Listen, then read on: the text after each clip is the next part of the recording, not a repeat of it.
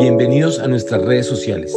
Mi nombre es Carlos Fernando Salazar y somos CFS Investigaciones Estratégicas.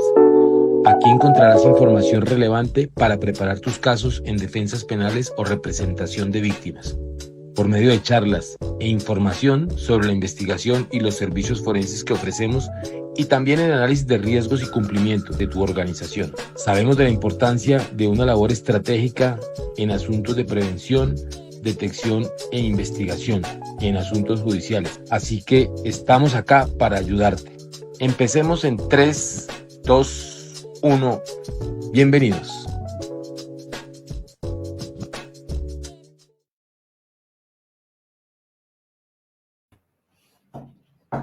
Buenas noches para todos. Mi nombre es Carlos Fernando Salazar. Soy el director de CFS Investigaciones Estratégicas. Es un gusto tenerlos esta noche. Es nuestro primer en vivo para hablar de temas que nos gustan. Vamos a hablar en estos en vivo de investigación criminal, de investigación de fraudes. Vamos a hablar de servicios forenses, desde auditoría forense, informática forense y todas las ciencias y técnicas criminalísticas asociadas a los temas forenses que son un apoyo para la investigación, detección e investigación del fraude, la corrupción, el lavado de activos y cualquier otro tipo de delito del orden económico, inicialmente. Bienvenida a toda la audiencia y vamos a presentarles nuestras redes sociales, las pueden ver acá en el en vivo, síganos en las redes sociales donde todos los días vamos a hablar de estos temas, vamos a hablar temas de actualidad, vamos a presentar noticias, vamos a producir información útil para todas las personas que están en el entorno judicial, en el entorno de las pruebas, de los hallazgos, de las evidencias y de los dictámenes periciales o informes bases de opinión pericial. Es un gusto para la empresa, es un gusto para mí invitar a este en vivo a el abogado Mauricio Marín. Buenas noches, Mauricio. Muy buenas noches, Carlos. Muchas gracias por la invitación. Oh, con mucho gusto. Muchas gracias, Mauricio, por compartir con nosotros esta idea de este en vivo para hablar de las cosas que nos gustan. Quisiera presentar a Mauricio Marín inicialmente desde el ámbito personal, un gran amigo de hace unos 20 años aproximadamente, con quien tuve la oportunidad de trabajar en la oficina de abogados del doctor Jaime Granados Peña hace algunos años, donde comencé yo, digamos, con esta idea de tener una firma que apoyara a todos los abogados en lo posible con estos temas de riesgo, estos temas forenses, pero también de construir de la mano de varios abogados que han pasado por allí, pues una historia, unos trabajos en equipo para sacar casos importantes y digamos que esto se ha prolongado en el tiempo, aunque Mauricio Marín hoy día tiene su propia firma de abogados especializada en derecho penal y algunos asuntos disciplinarios en asesoría y en representación de víctimas o defensas dentro del ámbito penal, pues ha sido un trabajo en equipo porque hemos podido trabajar muchos de estos casos de la mano del doctor Mauricio Marín, quien nos ha invitado a que pongamos nuestro aporte con nuestros investigadores, con nuestros peritos y podamos apoyarlo desde el punto de vista técnico como soporte en litigios a este tipo de actividades que él realiza. Un placer, Mauricio, de verdad, muchas gracias por estar acá con nosotros. Mauricio también, por supuesto, una presentación más formal, que es abogado de la Universidad Externado de Colombia, especialista en Derecho Penal de la Universidad del Rosario, magíster en Argumentación Jurídica de la Universidad de Alicante de España y de la Universidad Palermo, la Universidad Alicante de España, sí, y la Universidad Palermo de Italia. Actualmente es profesor de Derecho Procesal, de Derecho Procesal Penal de la Pontificia Universidad Javeriana, de hace varios años. Se ejerce en esta actividad, en esta cátedra. Y por supuesto ya tiene cerca de 17 años de abogado penalista desarrollando su actividad. Pues escogimos este tema con Mauricio Marín porque nos parece muy relevante el tema de el rol del dictamen pericial dentro de los delitos de enriquecimiento ilícito, bien sea enriquecimiento ilícito de particulares o enriquecimiento ilícito de funcionarios públicos. Digamos que el objeto de los dictámenes periciales no difiere el uno del otro, ¿sí? el uno del otro, pero sí podemos un poco hablar de este tema que tanto nos apasiona. Y pues básicamente lo que más nos ha llamado la atención es ver que hay, digamos que no hay una homogeneidad o una congruencia entre entre los mismos funcionarios a veces de la fiscalía o incluso entre los mismos magistrados de la Sala de Instrucción de la Honorable Corte Suprema de Justicia, por muchas razones que queremos compartir con ustedes y que queremos hablar justamente sobre ese tema, Mauricio. Entonces, digamos que para que no, en la medida que sigue creciendo nuestra audiencia y que vamos hablando de este tema, poder con algunos ejemplos ilustrar unos ejemplos muy prácticos, muy sencillos. Aquí no vamos a hablar de contabilidad forense ni nos vamos a entrar en esos tipos de análisis tan precisos, pero sí podemos hablar de muchas cosas y creo que podemos comenzar un poco, Mauricio, porque nos ilustre acá ante el público. Tenemos abogados penalistas, estudiantes de derecho, directores jurídicos de empresas y todo tipo de personas que pueden, digamos, podemos comenzar este en vivo por ilustrarnos sobre la naturaleza y la estructura de un dictamen pericial con el objetivo de identificar si hay un enriquecimiento ilícito injustificado de una persona. Cuéntenos un poquitico, Mauricio, sobre eso, por favor. Claro, Carlos, el dictamen pericial o la prueba de dictamen pericial es un medio de conocimiento, así lo denomina el Código de Procedimiento Penal, es un medio de conocimiento que llevado al juicio oral, pues se convierte en medio de prueba. Es decir, el dictamen pericial inicia con un informe base de opinión pericial, es decir, es una evidencia, un elemento material probatorio, y se produce un poco una transformación o una metamorfosis cuando se lleva al perito al juicio a rendir su declaración. Así se conforma la prueba pericial o la prueba de dictamen pericial. Es decir, se compone por esos dos actos. Esa es la naturaleza jurídica. Es un medio de conocimiento, Carlos, porque al inicio, en la indagación preliminar, permite a las autoridades tomar decisiones. Es decir, le permite a la Fiscalía, por ejemplo, tomar la decisión de archivar las diligencias, de formular la imputación, de alguna forma le puede permitir a un juez de control de garantías imponer o no una medida de aseguramiento. Entonces es un medio de conocimiento cuando obra en la indagación preliminar el informe base de opinión pericial.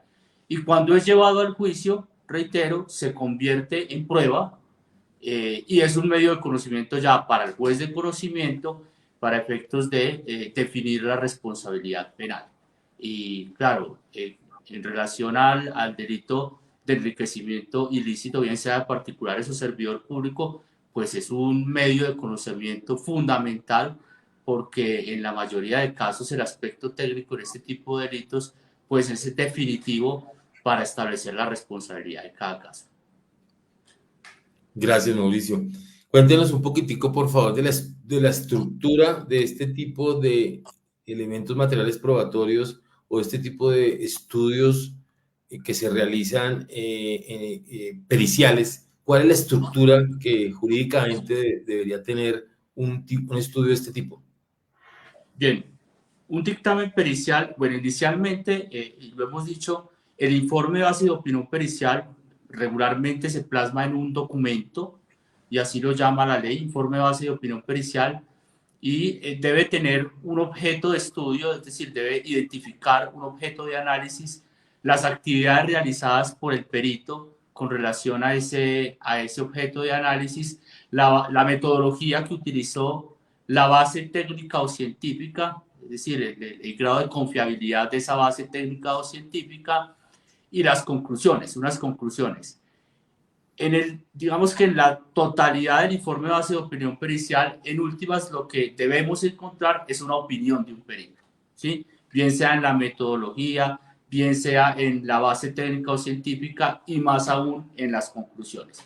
Con eso tenemos un informe base de opinión pericial que, repito, es un medio de conocimiento y se completa posteriormente con la declaración del perito en el juicio. Y el legislador quiso que eso fuera así para permitirle, primero, la inmediación del juez, es decir, que el juez por sus sentidos pueda observar el contenido de la prueba pericial y en segundo lugar para permitirle a las partes la contradicción en concreto de esa prueba. Muchas gracias, Mauricio. Sí, A propósito de la naturaleza y la estructura, pues para nosotros también es importante que podamos identificar, ¿sí? De acuerdo a las diferentes rituales jurídicos o normas que rigen el derecho penal aún en Colombia, como la ley 906 y la ley 600, ¿sí? Es qué tipo de funcionarios, ¿sí? Ordenan este tipo de estudios. Bien. Eh, digamos, hay que diferenciar cómo nace un dictamen pericial. Y hoy en día tenemos dos sistemas procesales que coexisten, que es la Ley 600 del año 2000 y la Ley 906 de 2004. ¿Quién tiene la facultad, en principio, de ordenar un informe base de opinión pericial o una prueba de dictamen pericial? La autoridad que cumple la función de investigación. Entonces, en la Ley 906 de 2004, esa función se le asignó constitucionalmente a la Fiscalía General de la Nación. En la Ley 600, que repito, coexiste hoy en día para delitos cometidos con anterioridad al 1 de enero del año 2005, pues la autoridad principalmente es la Fiscalía, pero en ciertos casos, como en los casos de aforados, esa función de investigación también la cumple la Sala Penal de la Corte Suprema de Justicia en la Sala Especial de Instrucción. Digamos que ellos, por ser los facultados legal y constitucionalmente para iniciar una investigación, son los que ordenan a los peritos o los funcionarios de policía judicial que adelanten este tipo de actos de investigación y produzcan el informe base de opinión pericial. Digamos que eso es importante tenerlo en cuenta porque funciona diferente en una legislación y en otra legislación, pero digamos son las autoridades. Ahora bien, la defensa también puede acompañarse de un equipo de peritos, de investigadores, de auditores forenses que también pueden adelantar, obviamente, su actividad investigativa en torno a consolidar un dictamen pericial. Ok.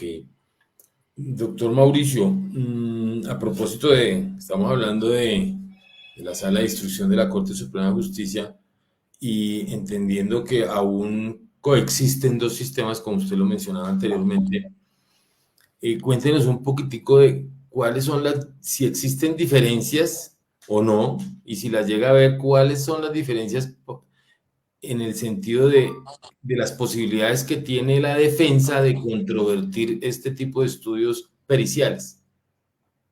Claro. En la ley 600, la metodología de contradicción del dictamen pericial, por la naturaleza misma del trámite, que es un trámite escritural principalmente, se le permite a la defensa a través de un primer traslado que solicite aclaración, adición al dictamen pericial, porque, por ejemplo, considera la defensa que hay aspectos que deben ampliarse del sistema, del dictamen o deben modificarse. Ese es un primer momento de contradicción del dictamen. Si persiste las inconsistencias o la discrepancia entre la defensa y el contenido del dictamen pericial, se le permite a la defensa una oportunidad procesal para hacer una oposición por error grave al dictamen pericial, que ya es una contradicción, digamos, mucho más frontal al contenido del dictamen. Eso, digamos, de acuerdo a la naturaleza de ese proceso que es escritural, se da a través de esas oportunidades procesales. En la ley 906 de 2004, como su naturaleza principalmente es oral y como la prueba se produce en el juicio oral y público, la metodología cambia. Ya habíamos dicho, en principio lo que sucede es que se elabora un informe base de opinión pericial, que es un documento, pero ese informe base de opinión pericial no tiene validez desde el punto de vista probatorio si el perito no comparece al juicio a rendir su declaración. Entonces, la oportunidad que se le da, en este caso a la defensa, para controvertir en concreto la prueba es precisamente el contrainterrogatorio en la audiencia de juicio oral.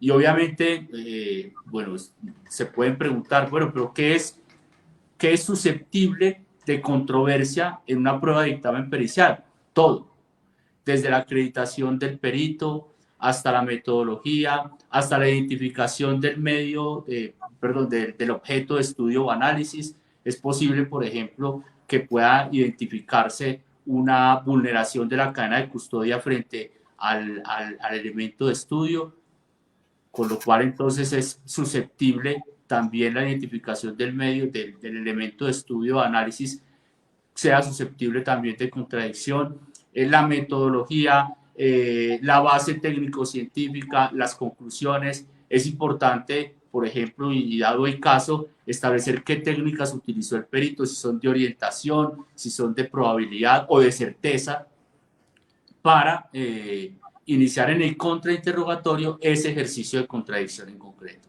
Ahora bien, vale la pena tener en cuenta lo siguiente. Esa es una forma de contradicción en concreto, pero hay una contradicción también en abstracto, es decir, el derecho de defensa y contradicción que hace parte del componente del debido proceso le permite a la defensa adicionalmente llevar dictámenes periciales al juicio para controvertir un dictamen pericial. Eso es lo que conocemos teóricamente como una contradicción en abstracto. Y repito, la contradicción en concreto se da con el contrainterrogatorio al perito en el juicio. Gracias, Mauricio. Hago un paréntesis acá para decirle a nuestra audiencia que estamos recibiendo algunas preguntas, pero recordarles que todas las preguntas las pueden hacer a través de nuestras redes, donde se está transmitiendo este en vivo, a través de LinkedIn, a través de X o Twitter y a través de Facebook.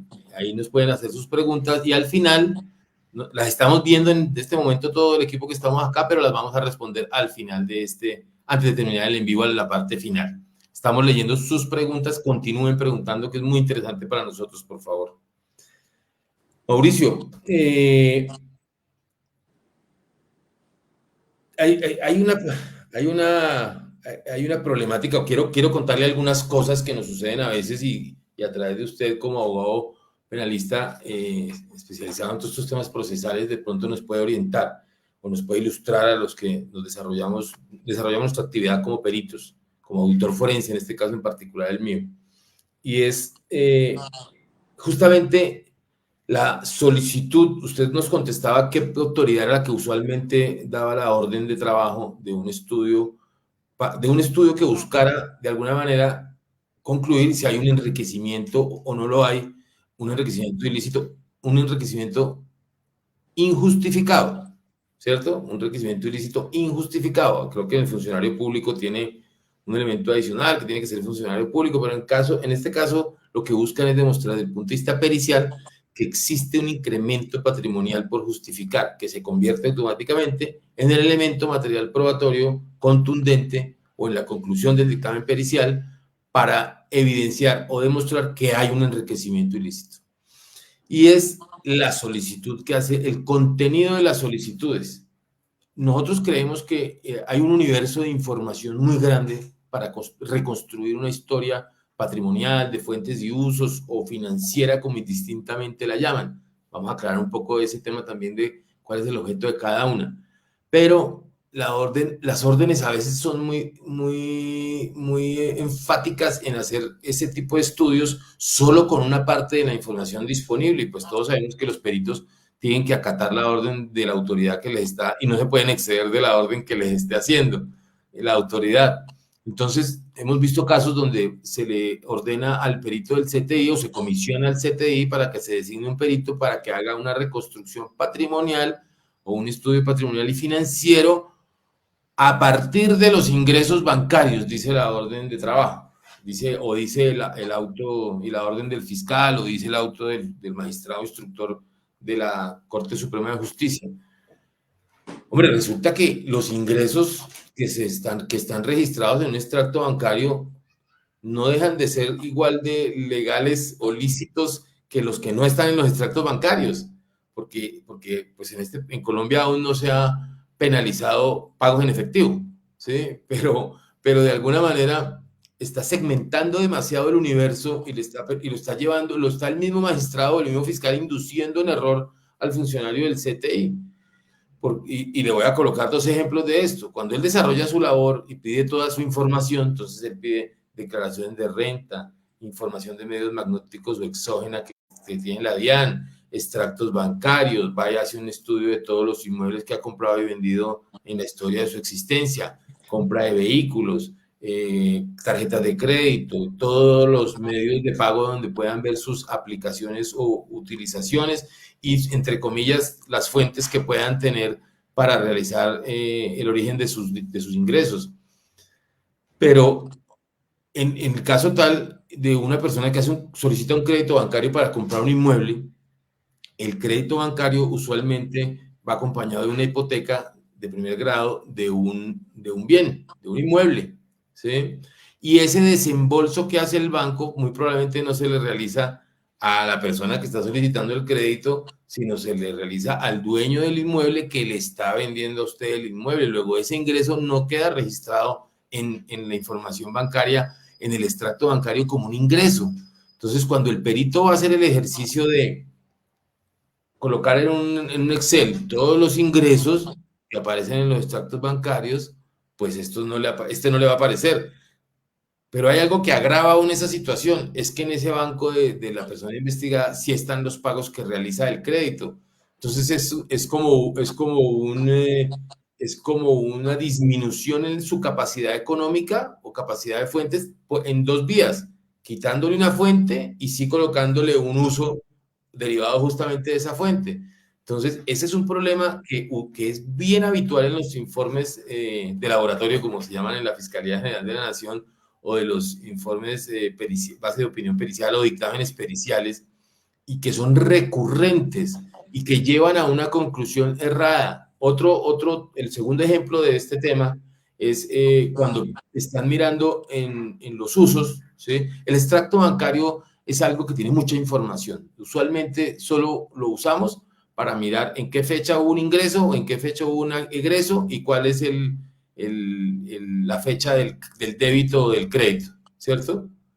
Entonces, este tema en particular es bien relevante en el sentido que el funcionario del CTI hace el análisis únicamente de ingresos y egresos, pero no denota, o algunos sí lo denotan, pero no lo concluye, que hay unos retiros en efectivo, ¿sí? Que hay unos retiros en efectivo. Tuve la oportunidad de hacer un caso de una persona, de un aforado, ante el Congreso de la República, en donde el cheque de su salario de cada mes, una vez lo recibía, lo bajaba a un banco que queda en la sede del Congreso, cambiaba el cheque por ventanilla, guardaba la plática en el bolsillo y de ahí, pues me imagino que llegaba algo para gastos de la casa o para algunos otros pagos a través de sus asistentes. Resulta que para la Fiscalía o para el CTI, esos fueron usos. El retiro del banco en efectivo. Aquí no se ha gastado el dinero, acá se pasó del banco al bolsillo, por decirlo de alguna manera, o del banco a la caja, como lo diría el Plan Único de Cuentas. No se ha gastado la plata y cómo se puede decir que es un uso, algo que no se ha usado todavía. Entonces, con esos dos ejemplos, doctor Mauricio, quiero preguntarle un poco a usted cómo se puede solucionar este tema y qué ha pasado con eso que nos vendió el sistema penal acusatorio del programa metodológico en el que se sentaba el fiscal con su equipo, con su investigador líder e incluso con un perito si requería, para poder diseñar un plan específico y objetivo que le permitiera llegar realmente a lo que necesita y no estar practicando y ordenando pruebas que lo van a llevar a resultados que no son reales. Carlos, muy interesante lo que acaba de mencionar, especialmente porque es casi imposible entender un proceso que gira alrededor de la hipótesis del enriquecimiento ilícito sin una opinión técnica. Es casi imposible. Es decir, el fiscal, que es el extremo jurídico de la investigación, no tendría elementos de juicio, bien para formular imputación o para archivar las diligencias o solicitar la preclusión sin una base técnica. De ahí que sea necesario una persona, un perito. ¿El perito quién es, Carlos? Una persona que tiene conocimientos técnicos o científicos que no tienen las autoridades, especialmente que no tiene el juez. Porque si el juez tuviera esos conocimientos, pues no necesitaría un apoyo técnico como este. En los casos que usted explica y que se relacionan mucho con el delito de enriquecimiento ilícito, esas metodologías son unos buenos puntos de partida, para identificar, por ejemplo, la existencia de un incremento patrimonial. Pero ese no es el único elemento del tipo penal que tiene que demostrar la Fiscalía. Tiene que demostrar primero que ese incremento patrimonial, que obviamente está injustificado, que está por justificar, deviene o se causa por actividades ilícitas. Y en segundo lugar, que también es proporcionado, porque usted sabe, y de acuerdo a su experiencia, Carlos, pues que los patrimonios naturalmente crecen. Lo normal en una economía como la nuestra es que los patrimonios crezcan, pero lo que reprocha el derecho penal es un incremento patrimonial desproporcionado que no tiene explicación. Entonces, esa metodología que usted ha mencionado, que es equivocada, es un punto de partida de la Fiscalía para establecer la existencia de un elemento del tipo penal que es un incremento patrimonial que puede ser desproporcionado y por justificar. Entonces, ¿cómo puede solucionarse? Y es una práctica que es sana y que consulta los principios constitucionales. Y es que la Fiscalía pues llame al investigado, al indiciado y le informe que ha encontrado un patrimonio desproporcionado, un incremento de su patrimonio desproporcionado que debería justificar. Esa es una metodología sana. ¿Por qué? Porque allí empieza la Fiscalía a obtener mejores evidencias y mejores metodologías con las cuales completar su estudio inicial. Esa es una de las propuestas para solucionar ese inconveniente.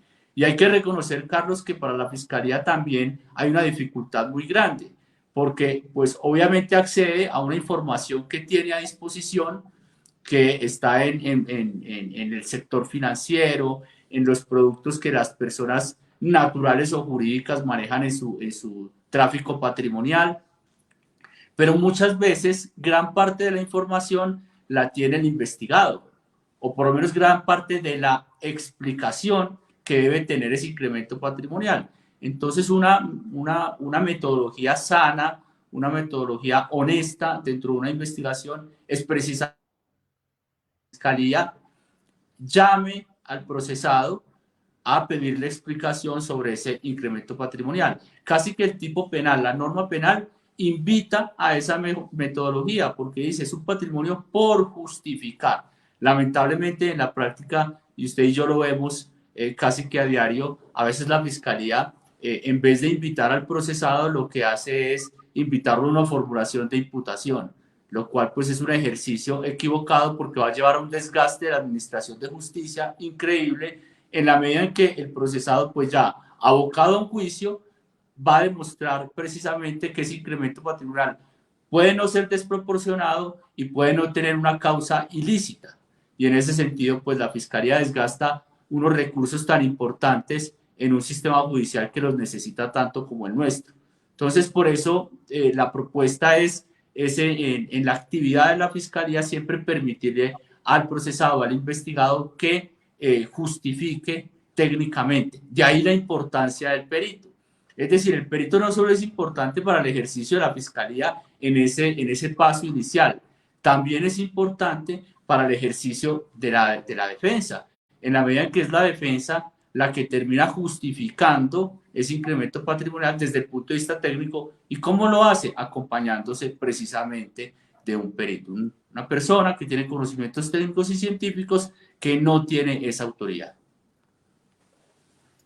Sí, Mauricio, en realidad, como usted lo dice, es un tema del día a día en que vemos estos comportamientos sobre los estudios. Hay una cosa muy importante que usted hablaba hace un momento y es que hay que comenzar a entender que hay una diferencia entre un incremento patrimonial por justificar y un incremento patrimonial injustificado o un enriquecimiento ilícito, perdón, o un incremento patrimonial que no se ha podido explicar o que requiere una ampliación o que requiere, son dos términos entre justificar e injustificado que hay que aprender a hacer un poco la claridad sobre la diferencia objetiva de cada uno de ellos. Y por eso vamos a hablar ahora de algo que usted decía que eran las metodologías. Usted hablaba de diferentes metodologías. Yo tuve la oportunidad de trabajar unos años en el Cuerpo Técnico de Investigaciones de la Fiscalía, en la época, un poco del año 94 al año 2001-2002 aproximadamente. en donde la Fiscalía tenía como herramienta para este tipo de análisis únicamente enfocarse en lo que era un verdadero estudio patrimonial, y vale la pena hablar de las diferencias.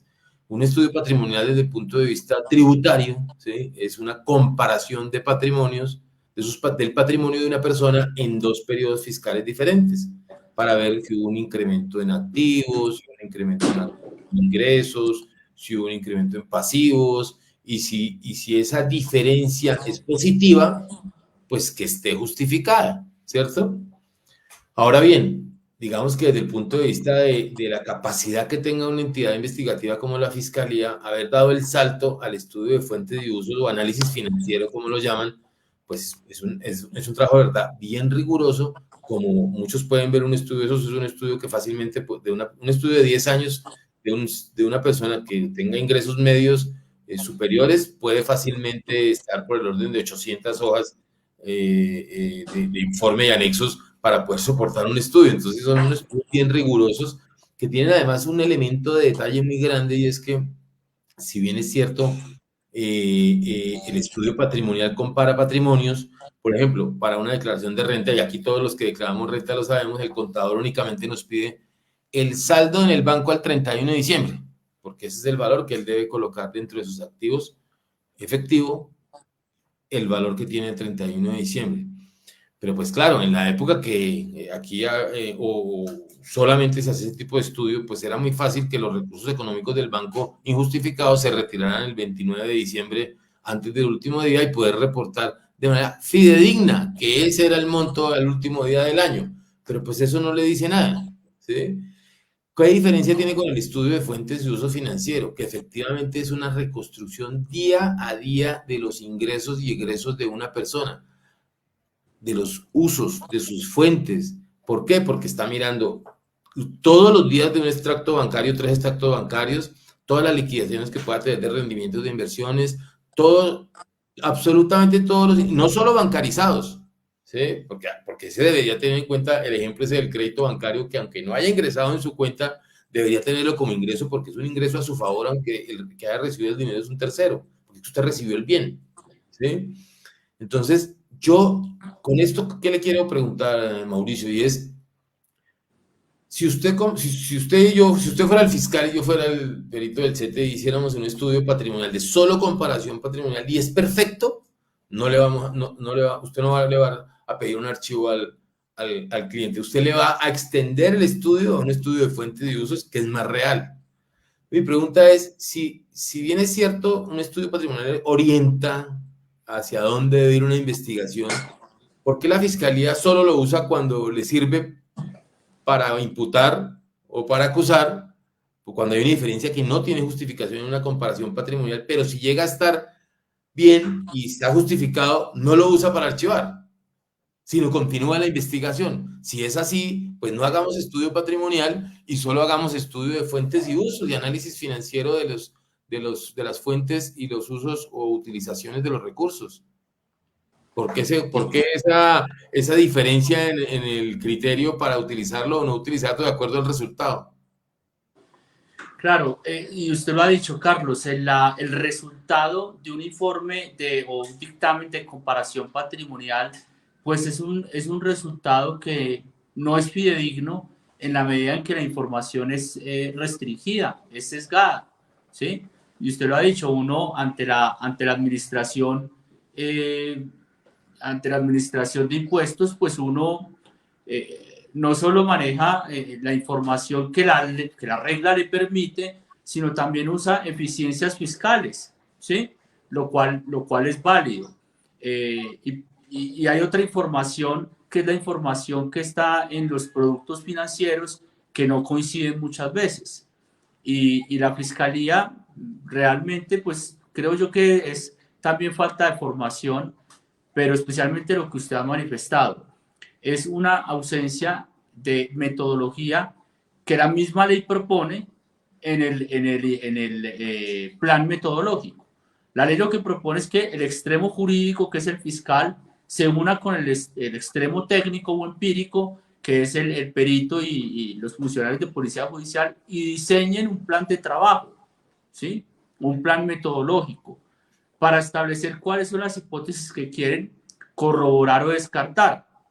Como en el delito de enriquecimiento ilícito de particulares, la hipótesis principal es definir que definitivamente el incremento patrimonial no puede ser justificado, pues es definitivamente necesario contar con información del indiciado.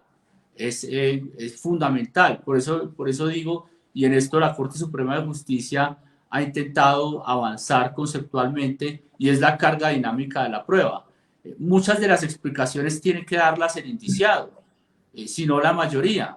De ahí que ese informe o esa metodología de comparación patrimonial sirva como un buen punto de partida, pero definitivamente es un resultado que no puede ser fidedigno en la medida en que la información sigue siendo restringida. Ahora, la decisión de la Fiscalía de archivar las diligencias o de solicitar la preclusión o terminar el proceso, pues sí es un desatino en la medida en que mantienen a un procesado subyúdice o sometido a perpetuidad a una investigación en la que, a pesar de que ha intentado demostrar o justificar el incremento patrimonial, pues no convence a la Fiscalía y a sus peritos. Y aquí hay una dinámica bien interesante, Carlos. En las unidades especializadas de delitos contra el orden económico y social, y especialmente lo que tiene que ver con lavado de activos, enriquecimiento ilícito y testaferrato, los fiscales están preparados para trabajar con su perito, y casi que el perito termina siendo los ojos del fiscal o la conciencia del fiscal, de tal forma que un fiscal no se atreve a tomar una decisión si no tiene la bendición de ese técnico, de ese perito. Y muchas veces pues la opinión del perito es acertada, pero el perito desconoce ese extremo jurídico, garantías fundamentales, principios constitucionales, valores superiores, porque no está formado para ello. Entonces termina la Fiscalía tomando decisiones en la hipótesis que usted ha manifestado, o no tomándolas con base en un criterio no capacitado, porque reitero, lo que propone el sistema penal es que se unan esos dos extremos, el extremo jurídico y el extremo técnico, para tomar decisiones justas. En este caso, cuando el extremo técnico es el que manda, pues definitivamente no vamos a tener un buen resultado. Sí. Justamente hablando de esos extremos, queríamos hablar un poco sobre los diferentes perfiles de las personas que elaboran este tipo de estudios, ¿sí? Porque inicialmente esta responsabilidad descansó en los hombros de los contadores, ¿sí? Pero pues obviamente el contador es un profesional que tiene conocimiento para hacer este tipo de estudios, ¿sí? Aunque a veces no haya contabilidad, sino solamente un tema tributario y de análisis de fuentes y usos, pero pues él es la persona idónea para hacer este tipo de estudios. Pero también hay otro tipo de perfiles, y los hay en la Fiscalía y los hay en los diferentes órganos de policía judicial que hacen este tipo de estudios, como en la Contraloría, la Procuraduría. Existen economistas, administradores de empresas, y un poco lo que el término de la investigación de delitos financieros ha acotado en los últimos años, que es el auditor forense, como quien les habla, digamos, un tipo de profesionales, tipo de personas con una especialidad que pueden dedicarse a este tipo de tareas. Pero es muy importante, en opinión de nosotros, y queríamos saber su opinión, Mauricio, y es ese componente y conocimiento investigativo del perito, ¿sí? Porque es que acá el perito no solamente tiene que ser experto en temas de documentos financieros, de contabilidad, de temas económicos, de temas legales, debe conocer, un auditor forense debe conocer de todo eso, sino que también tenga la capacidad de salir a la calle, ir a hacer unas entrevistas, poder hablar, puede que vaya con un investigador, pero es que el perito puede entrevistar personas, el perito le puede despejar dudas, le puede mandar una comunicación, si no quiere ir donde el investigado por cualquier razón, mándele una solicitud de información que le responda, porque tiene que tener esa capacidad. La Fiscalía ha ido evolucionando mucho en eso. No sé qué opinión tiene usted sobre el perfil de las personas que realizan estos trabajos. Perdóneme que le diga algo. También algunas veces vemos unas personas que tienen la profesión de contador, pero llevan muchos años en otras áreas de investigación de la Fiscalía que no son delitos financieros, que no es administración pública, que no son temas económicos, y se capacitan y después de 8 o 10 años llegan a una unidad de estas y hacen unos estudios, pero pues realmente no tienen la experiencia. ¿Tiene alguna experiencia, Mauricio, sobre esto? ¿Le ha ocurrido, ha encontrado alguna ineficiencia en este tipo de perfiles? O básicamente, ¿cómo ve usted el tema de los perfiles, tanto en la Fiscalía General de la Nación, en los organismos de Policía Judicial, CTI, Policía Nacional, en la SIJIN, en la DIJÍN, e incluso en el sector privado, para este tipo de estudios? Bien, Carlos, yo creo que es fundamental un un perfil que tenga un conocimiento, digamos, una formación académica importante. Como usted lo dice, uno ve ya economistas, administradores de empresas como usted, por ejemplo, eh, pero adicionalmente no solo la formación académica, sino la experiencia. Es decir, un auditor forense es una persona que, además de esa formación académica, pues tiene una habilidad empírica para saber dónde está la prueba. Esa habilidad no la tenemos los abogados, no la tenemos los defensores, no la tenemos los fiscales, que somos los que tenemos que sacar a veces de donde no tenemos las evidencias, ¿sí? A nosotros los abogados no nos formaron para obtener evidencias, no estamos formados para ello. Lastimosamente, pues no todas las personas tienen la posibilidad de contar con un abogado y con un auditor forense. Y eso es una realidad a veces triste y difícil, porque definitivamente es el auditor forense el que termina orientando al abogado. Mire que es muy paradójico. El abogado está preparado para navegar en los conceptos jurídicos, para orientar la argumentación a su resultado, incluso para persuadir a las autoridades, pero no estamos formados para encontrar la evidencia. De ahí que el apoyo de un auditor forense en casos de enriquecimiento ilícito sea casi que necesario y fundamental. Eh, digamos, en mi caso, que es el ejercicio del litigio en el área penal, y para este tipo de casos, pues siempre que me consultan un proceso, digamos, la asesoría o la representación judicial para un proceso por el delito de enriquecimiento ilícito es necesaria, es decir, y por eso lo decía al inicio, no se puede entender una investigación o una defensa por el delito de enriquecimiento ilícito sin contar con un auditor forense. Ahora, ¿cuál es la diferencia entre un contador y un auditor forense? La diferencia es gigante, porque el auditor forense tiene una experiencia en la obtención de la evidencia, en la refutación empírica de la evidencia, material de la evidencia, que no tiene el abogado y le permite llegar a las conclusiones que quiere llegar. Si se quiere también la malicia, Carlos, que se adquiere con los años, que se adquiere con las millas, por decirlo así, con los juicios en los que ha participado, con los procesos que ha logrado llevar a cabo de manera exitosa. Eso es lo que hace tanto a un profesional del derecho como a un auditor forense, pues una persona exitosa. Y es básicamente eso, la pericia, no sé, la cancha, por decirlo así, y no saben cómo un defensor se siente tan respaldado con un investigador o con un auditor forense que le permita obtener las evidencias y lograr demostrar pues la inocencia en el caso de la práctica de la defensa. Muchas veces, Carlos, y lo hemos experimentado, también esa experiencia sirve cuando ejercemos la representación de una víctima. A veces entendemos que la labor del abogado es solo ir a defender a una persona en un juicio, pero no, mire, hay muchas situaciones en las que termina el auditor forense apoyando a la fiscalía. Es decir, a la víctima le interesa muchísimo que la investigación avance y se acompaña a un auditor forense precisamente para acompañar, para respaldar a la fiscalía y su labor y poder consolidar una teoría del caso que llegue a una acusación. Entonces, pues nada, fundamental, Carlos, el perfil para adelantar este tipo de estudios va más allá de la técnica contable y es interesante precisamente todo lo que he manifestado.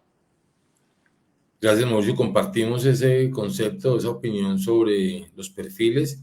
y creo que si bien es cierto, en su gran mayoría las instituciones cumplen con esos requisitos para las personas que realizan esos tipos de estudios, es posible que falte un poquitico más de auditoría forense en el trabajo, es decir, más salirse de los documentos tradicionales de análisis para conocer, por ejemplo, el tipo de negocio donde se desenvuelve una persona, que no es lo mismo hacer un estudio patrimonial de fuentes y usos para un ganadero, ¿sí? Que para un comerciante de joyas, que para de oro. de oro, que para un profesional ingeniero civil, un constructor, dueño de una firma de constructores de obra civil. Entonces, hay que conocer también un poco el negocio para saber cómo funcionan el día a día de una actividad como las diferentes que existen, obviamente, en nuestro país. Para entrar en esta recta final, antes de entrar a las preguntas, un tema bien importante que es la conclusión y o la opinión del perito. ¿Qué pienso yo? ¿Qué pienso yo? ¿Qué es lo que he visto un poquitico para ponerlo en contexto? Y es, oiga, una cosa son las conclusiones del informe y otra cosa es la opinión del perito. ¿En qué sentido? Si yo concluyo, la conclusión es una conclusión matemática, ¿sí? En términos de recursos económicos.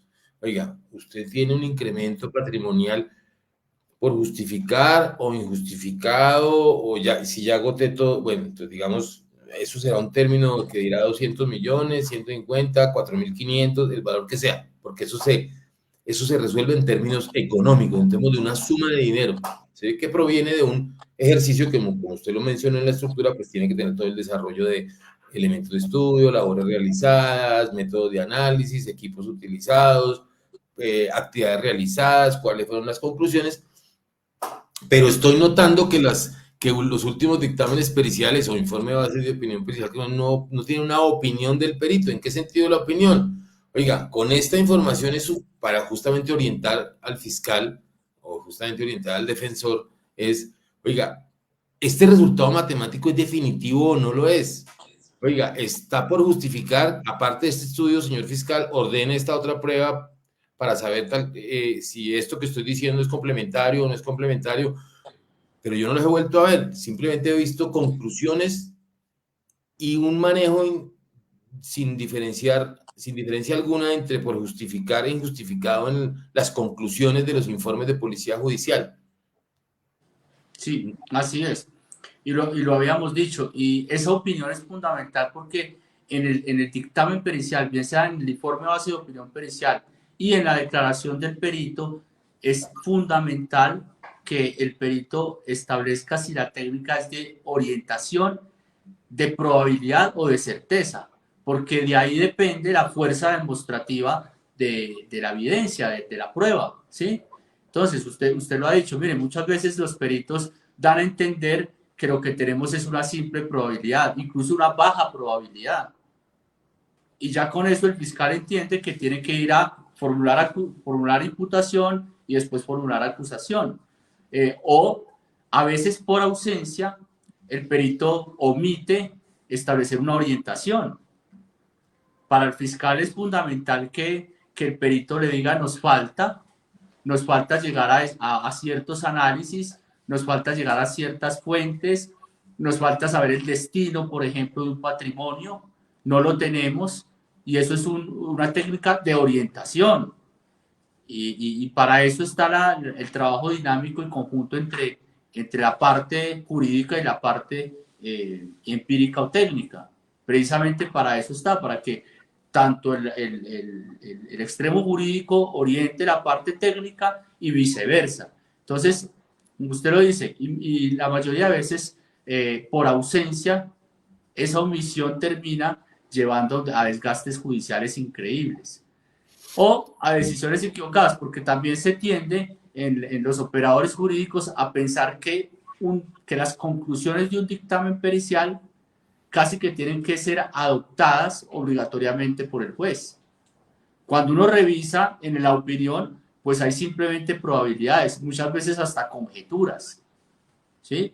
Pero si hay dictámenes periciales que hablan de certeza, y aún así, cuando hablan de certeza, pues es simplemente un medio de conocimiento más que el juez tiene que valorar en conjunto con los demás que se le presentan. Es decir, nunca un dictamen puede suplir la capacidad del juez de valorar en conjunto la prueba, de aplicar las reglas de valoración de la prueba. Es simplemente una prueba más. Pero sí es muy importante, como usted lo dice, Carlos, que en cada dictamen pericial sea claro la técnica de orientación, la técnica de probabilidad o la técnica de certeza. Repito, porque ahí radica la fuerza demostrativa de la evidencia. Así es, Mauricio. Y eso es lo que a veces, cuando tenemos la oportunidad de recibir en los traslados los informes de laboratorio o informes de base de opinión pericial de los peritos del CTI o de la Policía Judicial, extrañamos esa orientación o esa opinión del perito sobre el trabajo que realizó. Pero bueno, esperemos que justamente pongamos un granito de arena entre todos para que eso sea un poco más técnico y pueda orientar mejor a la administración de justicia. Doctor Mauricio, pues abordamos todos los temas previstos, ¿sí? Nos falta uno muy importante que es escuchar a las personas que nos escuchan, a las personas que nos muy amablemente han estado compartiendo estos minutos con nosotros. Tenemos algunas preguntas, vamos a tratar de resolverlas todas, pero acá hay una, por ejemplo, de Paula Nieto, y la pregunta es, ¿cuáles son los indicadores clave que los peritos buscan al investigar un presunto fraude financiero en una empresa? Digamos que es una respuesta un poco más papelito que para el invitado. Está bien, por supuesto. Vamos a tratar de responder de la siguiente manera. Digamos que es verdad que cuando uno entra a hacer una auditoría forense, hay dos, recordemos que hay tres momentos del fraude, ¿no? Que seguramente muchos de los que están acá lo conocen, que es la prevención del fraude, es decir, toda la estrategia de mitigación que desarrolla una compañía para evitar que haya fraude, todos los sistemas de alertamiento y todos estos procedimientos de prevención. Otro que es la detección, y es oiga, hay una sospecha de fraude, que creo que la pregunta está enfocada a ese momento.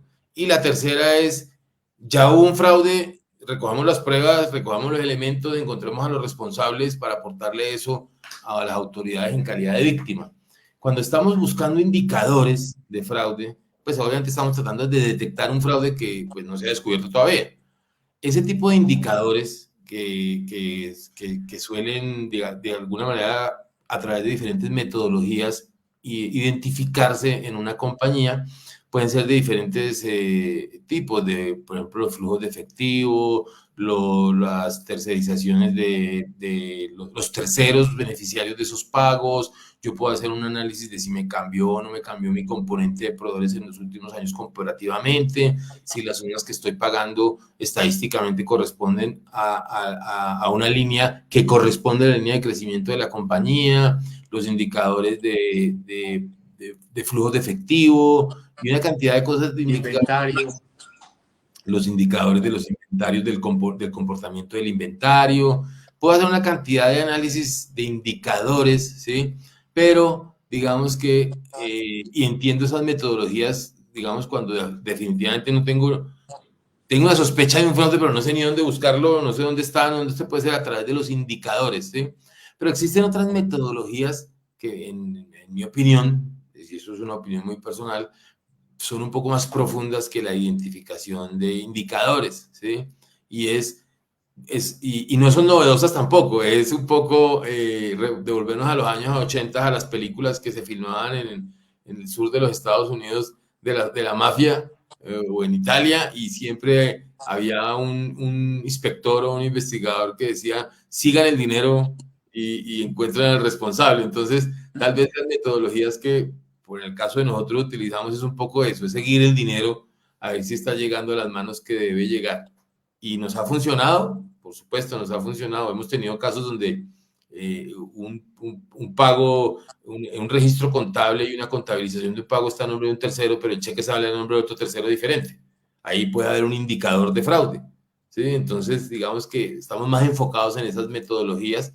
Pero muchísimas gracias, Paula, por la pregunta y muchas gracias por participar en este en vivo con tu pregunta. Patricia. Carlos, un poco para completar, digamos, los eventos que también hemos manejado mucho que tienen que ver con las alteraciones de los sistemas informáticos, ¿sí? Y a veces resulta que las empresas se sorprenden de un fraude es cuando observan una alteración en un sistema informático. De ahí que también ese mundo de los sistemas informáticos hoy sea tan relevante para establecer esos indicadores. Sí, de acuerdo, Mauricio, tienes razón. Hoy día, pues las empresas tienen montada toda su información en sistemas de información muy grandes, donde se maneja toda la operación y donde el perfilamiento, la administración y la capacidad de poder segmentar el uso y el acceso a esa información es clave. Pues nos vemos en que muchas veces esos indicadores que los podemos ver en los servidores de los archivos log, por ejemplo, podemos buscar allá las inusualidades, los movimientos sospechosos, cosas que usualmente se guardan, pero no se revisan si no hay un fraude. No, uno también puede irse al servidor log a buscar movimientos o transacciones inusuales desde el punto de vista informático, por supuesto, que puedan ser un indicador de que se esté cometiendo un fraude. Me parece muy interesante y lo hemos vivido, Mauricio, en nuestra experiencia y lo hemos hecho así. Me parece muy bien y muchas gracias también, Mauricio, por ese aporte. Patricia nos pregunta, ¿cómo se construye una historia patrimonial y qué tantos años atrás se van? Si quiere comenzar, Mauricio, por eso, porque también hemos tenido esa oportunidad de hacerlos. Bueno, pues esta pregunta tiene esas dos dimensiones o esos dos extremos, el extremo jurídico y el extremo técnico. Entonces, si quiere, Carlos, yo inicio por el extremo jurídico y usted complementa el extremo técnico. Vale. Digamos, ¿cómo se construye una historia patrimonial? Depende de la hipótesis que la fiscalía maneje.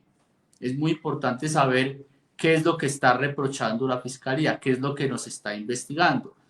Si nos está investigando un periodo, pues la reconstrucción o la constitución de una historia patrimonial, pues la recomendación obviamente es sobre el periodo, salvo que sea importante justificar que a ese periodo llegamos con cierta capacidad económica, ¿sí?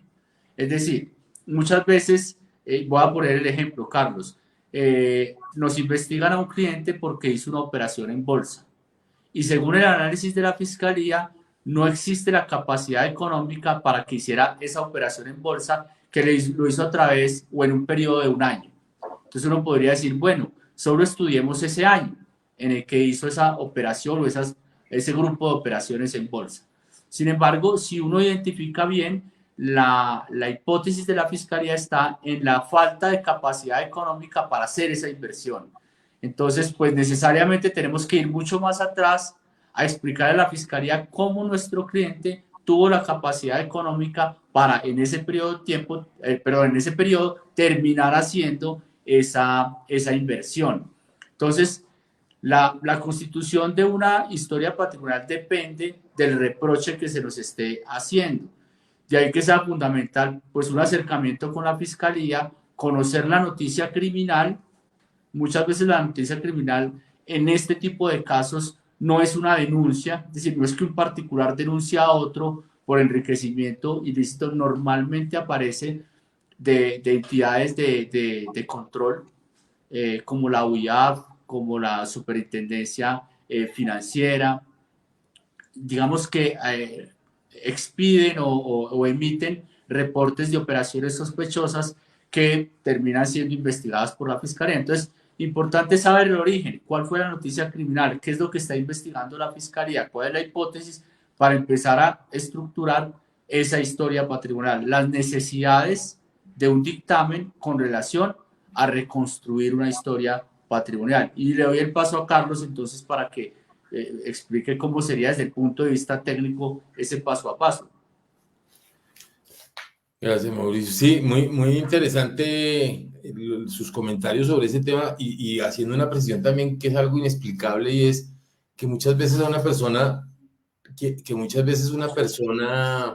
le tiene efectivamente hay una razón por la cual se apertura un proceso de enriquecimiento ilícito por un hecho económico de 1 año o 2 años en particular y sin embargo la Fiscalía ordena un estudio patrimonial de 20 años Mauricio, desde el día de hoy, así el denuncio sea por unos hechos hace 4 años y de 15 años atrás.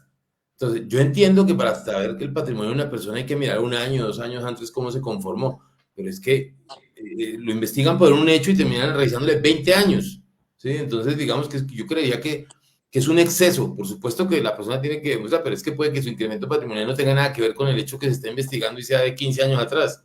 Entonces, no vería yo cómo jurídicamente le puede ser útil para la causa que lleva la fiscalía sobre ese hecho en particular. Pero bueno, es verdad, eso es lo que tenemos. Ahora, ¿cómo se construye una historia patrimonial?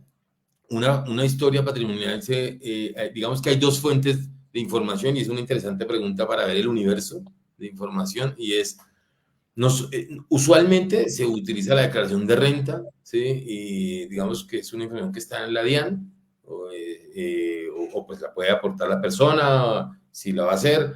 Hay una información de medios magnéticos y exógena, que hay 2 tipos de información de medios magnéticos o exógenas. La que yo presento cada año por obligación, de acuerdo con unos criterios que tiene el estatuto tributario, y otra es la que la DIAN puede sacar de mí, de las personas que me reportaron.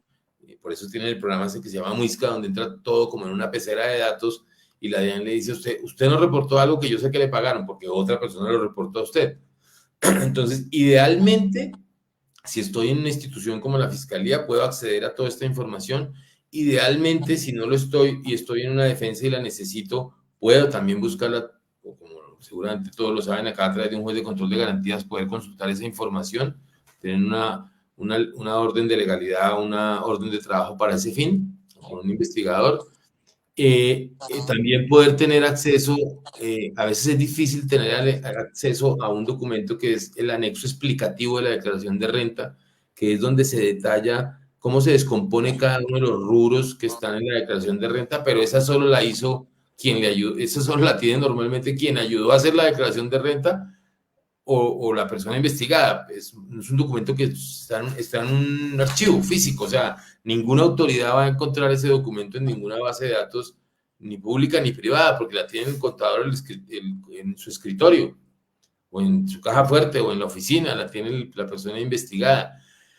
Información de tarjetas de crédito, información de bienes, información de vehículos, información de activos de barcos, información de aviones, información de motocicletas, información de toda una cantidad de bienes sujetos a registro que son públicos en su mayoría, que se pueden obtener para construir una historia patrimonial, para poder hacer como el término forense lo dice, una reconstrucción de esa historia patrimonial año a año, mes a mes e incluso día a día si hay la información suficiente para llegar a ese fin. Muchas gracias, Patricia, por la pregunta bien interesante y que nos hace trabajar todos los días justamente para resolver estos temas.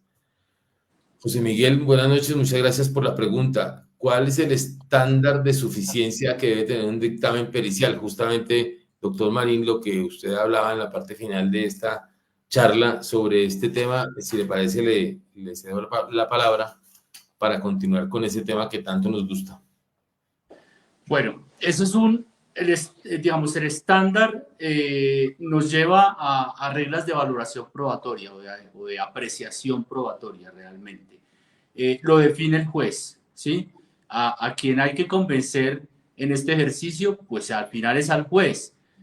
Lo habíamos dicho, pese a que un dictamen pericial pueda tener un criterio o una técnica de certeza, pues finalmente es el juez el que decide darle el mérito probatorio, la fuerza demostrativa del dictamen. Ahora, desde el punto de vista técnico, pues es fundamental no solo la base técnico-científica, es decir, que goce de aceptación en la academia, en el ámbito de la ciencia y de la técnica, sino también pues que esté soportada. Es decir, de nada vale que nosotros tengamos unas conclusiones desde el punto de vista lógico sólidas en un dictamen pericial, desde el punto de vista de la metodología pues sólido, desde el punto de vista de la base técnico-científica y aceptabilidad del método sólida, sin que tengamos una evidencia que lo soporte. En el caso del del delito de enriquecimiento ilícito de particulares es fundamental los soportes documentales. Es decir, ¿cómo vamos a hablar de operaciones que sucedieron o no sucedieron si no tenemos la evidencia? ¿Sí? La existencia de la evidencia. Muchas veces, Carlos, hemos estado en escenarios en los que tenemos un informe que de la sola lectura, pues uno observa una consistencia, una coherencia, desde el punto de vista lógico-formal, pues las premisas corresponden a la conclusión, pero no están soportados. Es como unos, digamos, establecer la existencia de unos hechos sin tener la evidencia de precisamente probatoria para ello. Entonces, pues el estándar de suficiencia depende definitivamente del análisis que en conjunto haga el juez de esa prueba pericial con relación a otros medios de conocimiento, pero especialmente desde el punto de vista interno o intrínseco de la prueba, pues tiene que ver con todos sus elementos, incluso con la acreditación del perito. Es decir, ¿qué tal que nosotros tengamos un perito, vamos a poner un ejemplo, un médico que ha sido sancionado varias veces por el Comité de Ética Médica, ¿sí? O un perito contador que a su vez haya sido sancionado por el Consejo que disciplina precisamente la actividad de los contadores. Pues es un perito que carece de credibilidad. Entonces su dictamen pues, puede ser coherente desde el punto de vista de la lógica, incluso puede estar soportado, puede tener aceptación en el campo de la ciencia y de la técnica, pero le resta mucho el hecho de que quien lo emite, quien lo suscribe, pues sea una persona tan cuestionada. Entonces, todos los elementos del dictamen pericial confluyen para establecer la suficiencia o la fuerza demostrativa para definir un hecho o para descartarlo. Gracias, Mauricio. Vamos a ver otra pregunta de nuestra audiencia. Tenemos unas preguntas adicionales. Vamos a ver hasta dónde llegamos. Y bueno, muchas gracias por tu pregunta. Dice, en su actividad diaria, ¿qué tipo de evidencias o comprobantes de tipo financiero deberían guardar las personas para sustentar algún proceso en que se vean implicadas? Una muy buena pregunta, porque es de las cosas más, y se empata un poco con la pregunta que hiciera anteriormente una de las personas que nos sigue acá en esta audiencia, y es cómo se construye una historia patrimonial.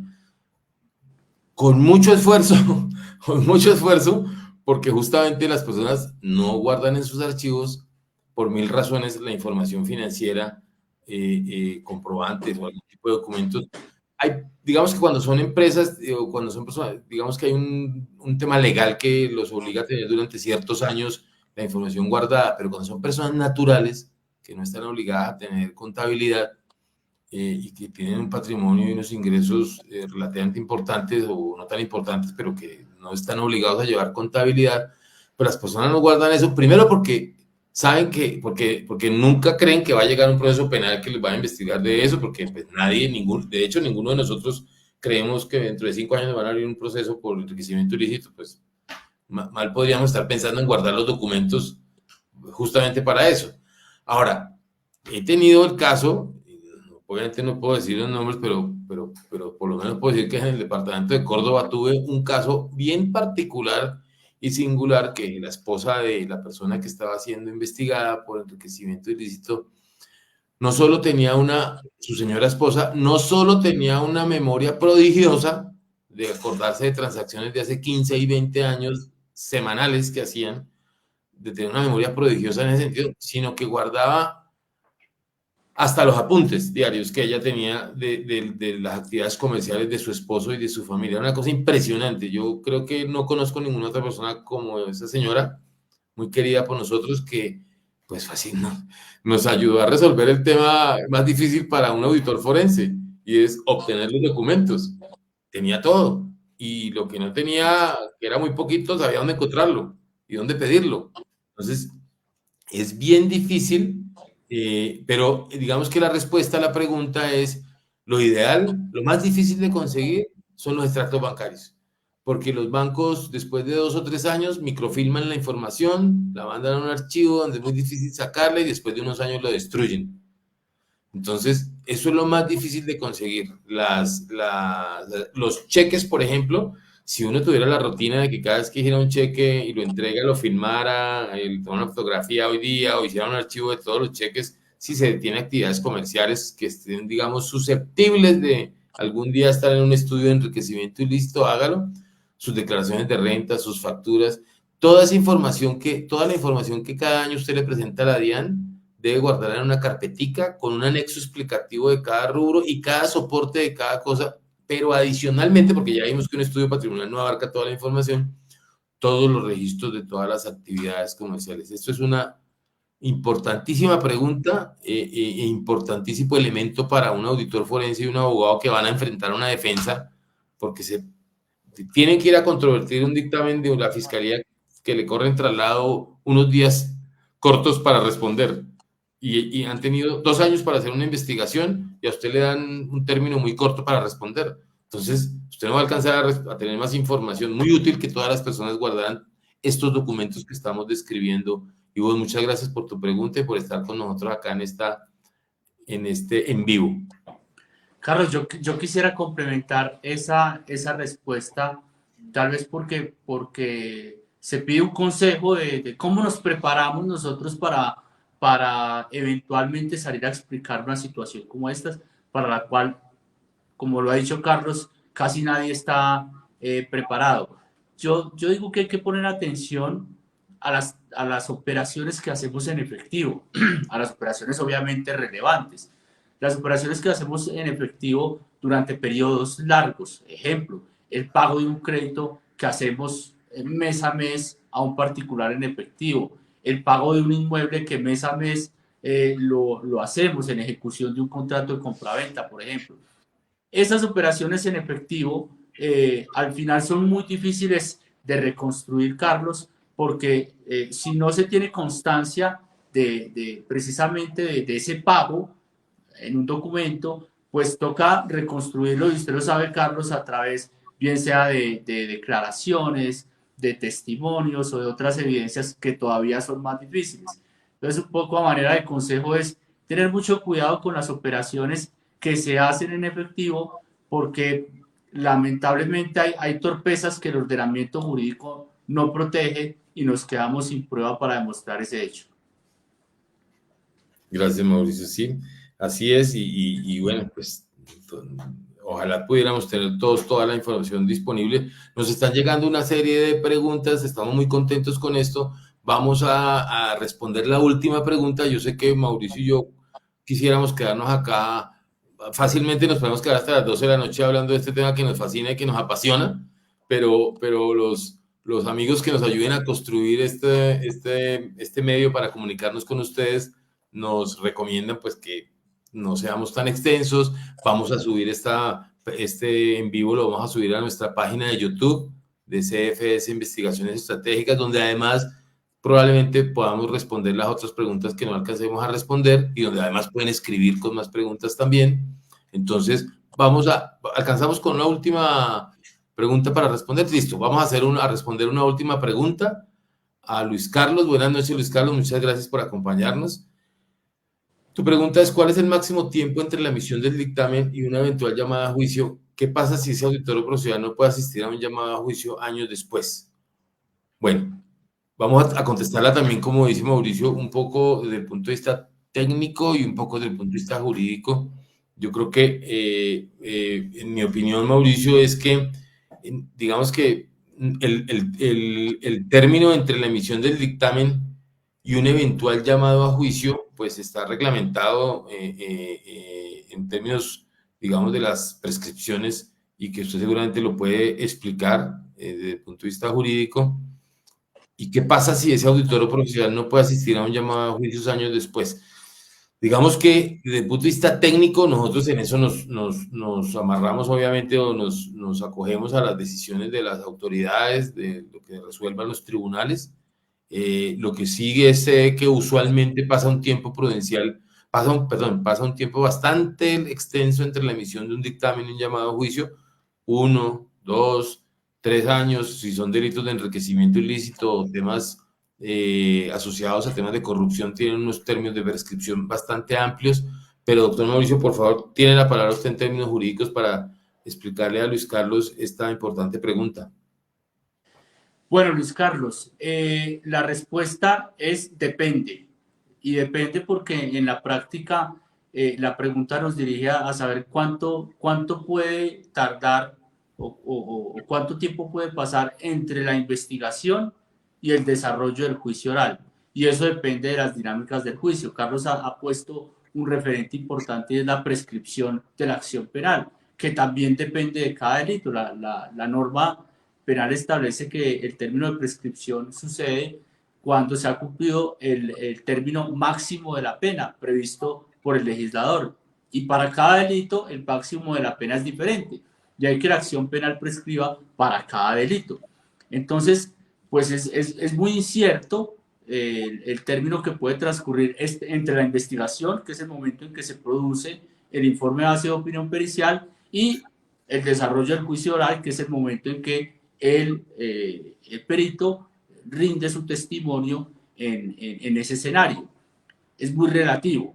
Ahora bien, ¿qué pasa? Y pasa mucho, porque claro, la pregunta de Luis Carlos está orientada y así la entiendo, es a veces pasa tanto tiempo que el perito ya no está disponible, bien porque no lo encontramos, porque se pensionó, lamentablemente pasa, se murió, y ahora ¿qué hacemos? ¿Cómo hacemos si la norma procedimental nos exige llevar al perito que elaboró el informe base de opinión pericial? Para esos eventos y solo excepcionalmente, la Corte Suprema de Justicia ha fijado la regla de permitir que un perito con las mismas calidades, si se quiere, de la misma entidad, pueda sustentar ese informe base de opinión pericial en el juicio. Esa posibilidad que ha permitido la Corte, pues le permite también al juez desarrollar mejor el juicio, porque el juicio entraría en un nudo, en un cuello de botella que no podría resolverse en la medida en que pues ya no contamos con el perito, ya no está disponible el perito que elaboró el informe base de opinión pericial. Sin embargo, es importante reconocer que digamos que esta regla excepcional o que ha fijado la Corte Suprema de Justicia, pues en últimas afecta o restringe de pronto en mayor o menor medida la garantía de contradicción. Porque pues ubíquese en ese escenario, en el escenario en que no es el mismo perito el que termina respondiendo el interrogatorio o el contrainterrogatorio en el juicio. Pues le quedaría muy fácil a ese perito sustituto simplemente guardar silencio o decir, bueno, sobre esos temas que me están preguntando no puedo responder porque realmente yo no fui el que realicé la actividad, yo no tuve en mis manos el elemento o la evidencia de estudio, yo no definí la metodología, yo no llegué a esas conclusiones.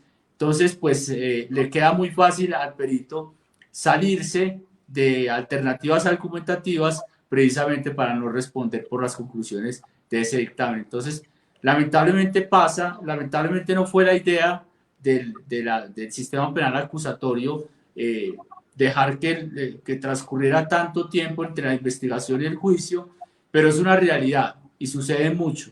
Entonces, yo creo, Luis Carlos, que en ese sentido los juicios avanzan con esos peritos sustitutos, pero realmente, en mi opinión, en alguna medida se ve afectado el derecho de contradicción. Ok. Luis Carlos, muchas gracias por acompañarnos y por estas importantes preguntas. Esperamos que todas las personas que están acá siguiéndonos a esta audiencia puedan haber disfrutado como nosotros conversar de estos temas que nos apasionan, que nos enriquecen. Nuestra firma está tratando de divulgar un poco también la experiencia que hemos acumulado durante estos años, poder compartir con todos el conocimiento que tenemos. Tenemos muchos colegas que trabajan arduamente en estos temas y pueden contribuir en todos los casos que ustedes tengan. Con Mauricio Marín tenemos una alianza para trabajar algunos casos específicos en los cuales de alguna manera hemos también recibido muchas experiencias que nos gustaría compartir. Más adelante tendremos a otros invitados. Le pediremos también a Mauricio más adelante que nos acompañe nuevamente para otro de estos temas que tanto nos apasionan. Yo quería, Mauricio, pues agradecerle de verdad que me haya acompañado o que nos hayas acompañado el día de hoy en este primer en vivo de nuestra firma, y como siempre, pues espero nos veamos pronto y podamos seguir trabajando bajo el trabajo en equipo que aprendimos.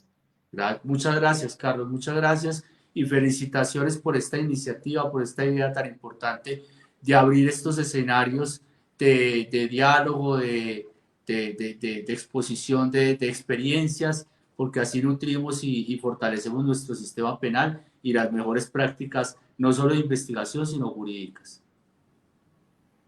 Muchas gracias, Mauricio. Muchas gracias a toda la audiencia, a las personas que nos acompañan. Les recordamos que este en vivo se va a colgar o se va a subir en nuestro YouTube. Lo van a poder ver las personas o compartir con otras personas que no pudieron asistir. En Facebook y en nuestras redes sociales lo pueden ver y lo pueden discutir. Pueden hacer más preguntas ahí. En el transcurso de esta misma semana las podemos contestar. Muchas gracias a todos.